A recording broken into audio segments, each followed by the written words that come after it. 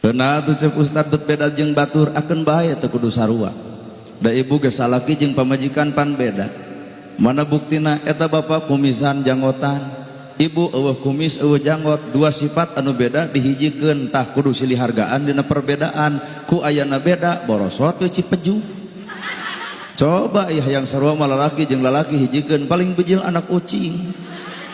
Pasifatan bakal beda, bapak kumisan jeung janggotan tah berarti bapak mah teu meunang buat baeud jemedat jemedur jumutrat jamotrot. Naha baeud saeutik nya teu isin ku kumis.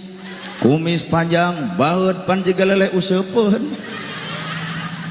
Coba ibu mah kumis eueuh janggot eueuh baeud lucu we sandagan jigah jeruk eudeuh bitem. Di dieu bakal katemong tugas lalaki beda jeung awewe. Lalaki wayahna akal pikiran gunakeun, awewe perasaan. Matak lalaki ngagunakeun akal maka